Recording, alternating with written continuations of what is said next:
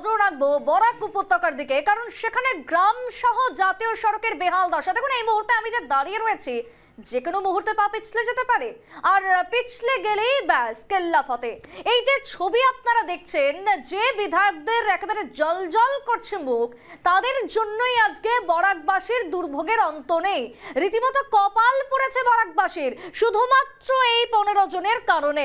যেখানে 5 মিনিটের রাস্তা আজকে দূরত্ব বেড়ে হয়ে গেছে 50 মিনিটের। কেন? কারণ যে রাস্তা তাতে যাবেন কিভাবে? কারণ এই যে 15 জনের মুখ আজকে জলজল করে উঠে আসছে, তাদের দ্বারা তো আর কিছু হলো না। পেরিয়ে গেল বছরের পর বছর, পেরিয়ে গেল বিধানসভা ভোট হওয়ার 5টা বছর, দোরগোড়ায় আবারও চলে এসছে নির্বাচন। বছর পার হলে আবারও বিধানসভা নির্বাচন এই রাজ্যে। তার জন্য ফের একবার শুরু হয়ে গেছে প্রতিশ্রুতির বহল। কিন্তু হবেটা কি? আদতেও তো কোনো উন্নয়ন হয়নি, কোনো উন্নয়নের ছোঁয়ায় পাননি বরাকের সাধারণ জনগণ। প্রতিটা জায়গা, হোক হাইলাকান্দি, হোক শিলচর, হোক শ্রীভূমি, যে জায়গারই উদাহরণ দেব সেই জায়গারই বেহাল দশা। দেখুন যে ছবি ধরা পড়েছে, রাস্তা তো নয় যেন পুকুর, ছোটখাটো ডোবা অভিযোগ তুলেছেন এলাকাবাসী। এমনকি বিধায়কদের সামনে দাঁড় করিয়ে পর্যন্ত অভিযোগ তারা তুলছেন যে কি হলো, 5টা বছর ধরে যেভাবে আপনারা প্রতিশ্রুতি দিয়ে গেলেন, যে ফুলঝুরি আপনারা দিলেন, তার বাস্তবায়ন কোথায়? তার বাস্তবায়নটা কোথায় জানতে চাইছেন সাধারণ মানুষজন। বরাকের লাইফলাইন 5 গ্রামে জাতীয় সড়কের বেহাল দশা। যে কোনো সময় উল্টে যেতে পারে আস্ত একটা গাড়ি, যে কোনো সময় ঘটতে পারে বিপদ। কিন্তু বিধায়কদের তো কোনো দায় নেই, তারা দিসপুরে হাওয়া লাগাচ্ছেন। তাদের জন্য রয়েছে বরাদ্দকৃত সরকারি একাধিক তাদের ব্যবস্থাপনা, আর সেই ব্যবস্থাতে এক প্রকার তারা বহাল তবিয়াতে। আমি সরাসরি যাব শিলচরে। বিক্রম জুড়ে গেছে আমাদের সঙ্গে শিলচর থেকে। বিক্রম, এই মুহূর্তে দাঁড়িয়ে দুর্ভোগের তো অন্ত নেই, সে ছবি প্রতিটা দিন আমরা দেখতে পাচ্ছি। আজকে শিলচর থেকে কি অভিযোগ? বরাকের এই যে এতজন বিধায়করা রয়েছেন, তাদের জন্য কতটা দুরবস্থা শিলচরে? দেখো, রাস্তাঘাটের কথা যদি বলি, এই কিছুদিন আগে যে ফ্লাডটা হয়ে গেছে তারপর কিন্তু বেহাল দশা হয়েছে। আমি কাছাড় জেলার কথা বলবো। শিলচর কাছাড় জেলায় 7টি কেন্দ্র রয়েছে বিধানসভা: শিলচর, বরখোলা, সোনাই, উধারবন, কাটিগড়া, লক্ষ্মীপুর এবং ধলাই। শিলচরের শহরের উপরে রাস্তাগুলো যদি ঠিক আছে, তবুও যদি আমি অল্প বাইরে সাইডে যাই, যদি অন্য সমষ্টিতে যাই যেমন বরখোলা, ওখানে রাস্তার হাল বেহাল। মানুষ কিন্তু ডাইরেক্টলি এমএলএ যিনি আছেন, বিধায়ক যিনি আছেন, ওনাকে কিন্তু চোখে আঙুল দেখিয়ে ওনাকে বলেছেন যে এই রাস্তার কাজ করাতে হবে, তখন এখন অবধি ওনার ঘুম ভাঙেনি।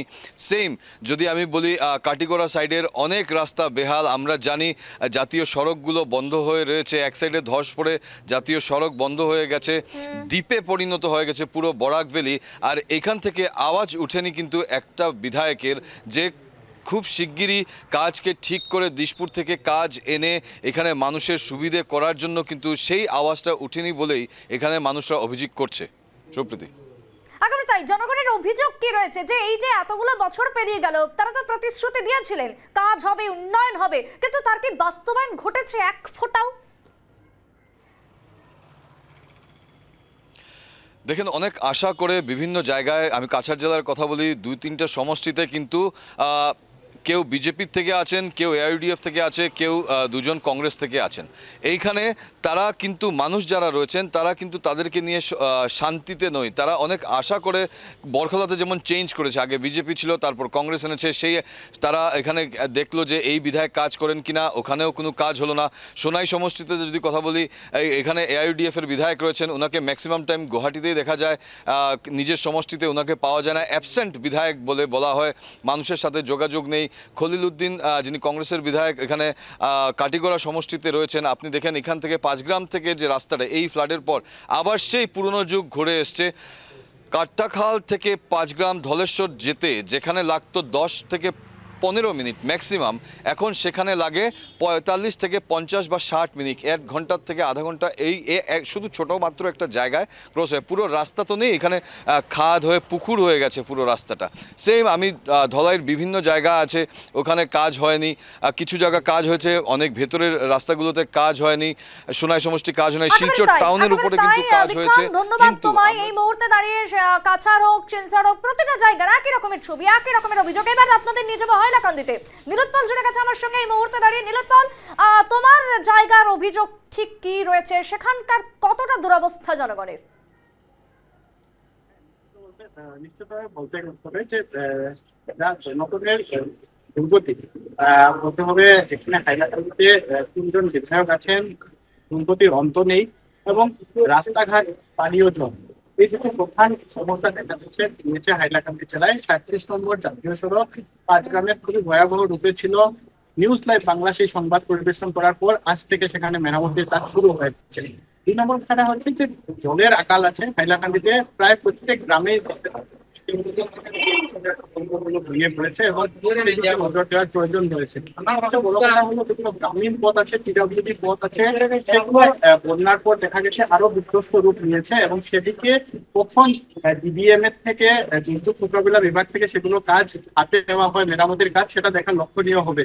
কিন্তু সবচেয়ে বড় কথা যেটা আমরা বলতে চাইছি যে বিধায়কদের তৎপরতা। স্থানীয় লোক চাইছে যে এই দুর্যোগের সময়, এই দুর্যোগের সময় যাতে বিধায়করা পাশে থাকে, তাদের কাছে যান, তাদের সমস্যা সম্পর্কে অবগত হন। কিন্তু দেখা গেছে যে হাইলাকান্দির 3 বিধায়কই উদাসীন। সমস্যা অনেক, কিন্তু বিধায়কদের কাছে পাচ্ছে না জনগণ, এবং তাই দেখা গেছে যে খুব বৃদ্ধি হচ্ছে।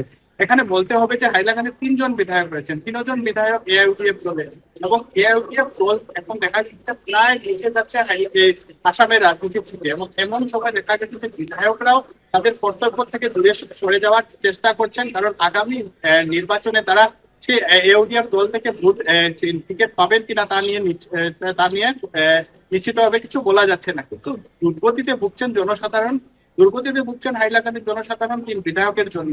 এই 3 বিধায়ক দেখা গেছে যে তাদের নিজের ঘর গোছানোতে তারা ব্যস্ত, তাদের নিজের কন্ট্রাক্টর রয়েছে, নিজের নিকট আত্মীয়রাই তাদের কন্ট্রাক্টর, কেউ নিজের ছেলেকেই কন্ট্রাক্টর বানিয়ে নিয়েছেন, এবং সরকারের উন্নয়নমূলক প্রকল্পগুলো তারা নিজের ঘরের লোকেরকে নিয়ে এগিয়ে নেওয়ার চেষ্টা করছেন। অভিযোগ তুমি আজকে যেমনটা জানাচ্ছ আমাদেরকে যে জনতার এই এত ভুরি ভুরি অভিযোগ এই সমস্ত বিধায়কদের নিয়ে, এবার 26 হচ্ছে রাজ্যের বিধানসভা ভোট রয়েছে, আর সেই ভোটে ভোট বাক্সে কি বরাকের জনগণের উপযুক্ত জবাব দেবে বিধায়কদের? নিশ্চিত হবে। দেখা গেছে যে 3 বিধায়ক, আমি বরাকের মোট ডিলিমিটেশনের কথা বলছি, যে সময় 15 জন বরাকের বিধায়ক ছিলেন, হাইলাকান্দিতে তখন 3টি বিধানসভা চক্র ছিল, 3 জন বিধায়ক ছিলেন। কিন্তু হাইলাকান্দির ক্ষেত্রে আমি স্পষ্টভাবে বলতে পারি যে যোগ্য জবাব দেওয়ার জন্য দেখা গেছে যে প্রস্তুত হচ্ছেন ভোটাররা। সরাসরি তারা বলছেন যে ধরনের অবহেলা তারা ভোটারদের করেছেন, ভোটার আগামী 26-এর নির্বাচনের যোগ্য জবাব দেবে, তাদের বারবার প্রশ্ন করবে যে আমরা সেই সুবিধাগুলো কেন পেলাম না, আমরা পাশে কেন পেলাম না যখন আমাদের প্রয়োজন ছিল। তাই বলতে হবে যে 26-এর নির্বাচন হাইলাকান্দির 3 বিধায়কের জন্য।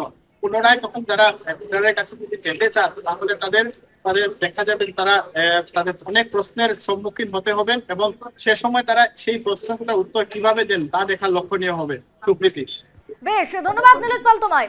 15 জন বিধায়ককে কাঠগড়ায় দাঁড় করিয়েছে এবার স্থানীয় জনতা, তবে 26-এর ভোটে তার যে যোগ্য জবাব এবার মিলবে ভোট বাক্সে, এমনটাই মনে করছেন রীতিমতো সাধারণ মহল, রাজনৈতিক মহল। কারণ দিনের পর দিন বেহাল রাস্তা থেকে শুরু করে কোথাও পানীয় জলের সমস্যা, একের পর এক অভিযোগের ভুক্তভোগী জনগণ, কিন্তু কোনো রকমের তোয়াক্কা নেই, পাত্তা নেই এই সমস্ত বিধায়কদের। মূর্তিমান 15 জন রয়েছেন বরাকের জন্য, যারা প্রত্যেকে নিষ্কর্মা, এমনটাই অভিযোগ উঠে আসতে শুরু করেছে এলাকাবাসীর পক্ষ থেকে। জনগণের দুর্ভোগ বাড়ছে এই সমস্ত বিধায়কদের লম্বা লাইনে দাঁড়িয়ে ভোট দেওয়ার পর।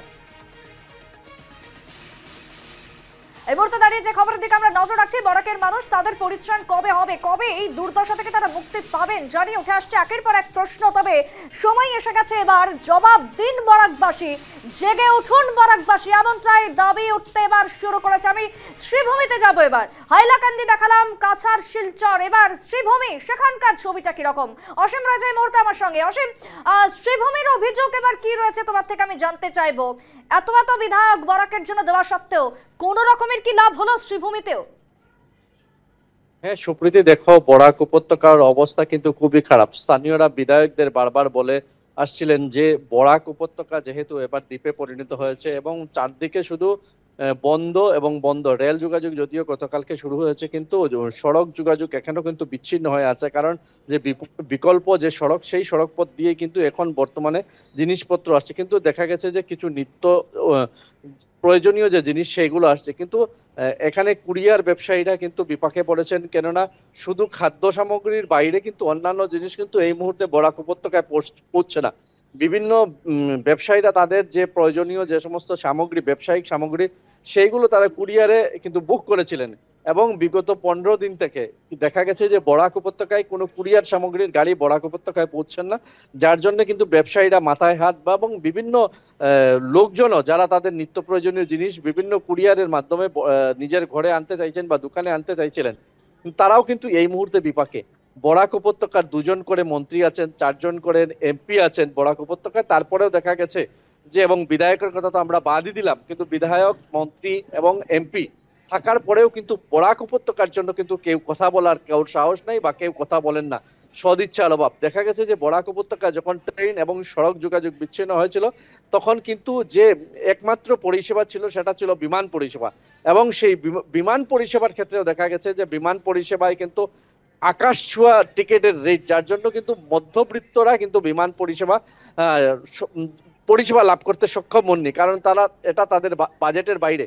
বরাক উপত্যকায় গত কিছুদিন থেকে আমরা দেখছি যে পথের জন্য যে বেহাল অবস্থা, এবং দেখা গেছে যে পথ নির্মাণে যে NHIDCL কর্তৃপক্ষ, সেই NHIDCL কর্তৃপক্ষ কিন্তু সেখানে গাফিলতি করেছেন এবং দেখা গেছে। ধন্যবাদ তোমায় অসীম। অর্থাৎ আমরা বাদ দিলাম বিধায়কদের কথা, 15 জন বিধায়ক রয়েছেন, বাদ দিলাম তাদের কথা, মন্ত্রী রয়েছেন, সাংসদ রয়েছেন, কোথায় তারা? কারোর কোনো পাত্তা নেই। ফলে জনগণের দুর্ভোগ বাড়ছে, 15 জন বিধায়ককে ঘিরে ক্ষোভ উঠছে একের পর এক।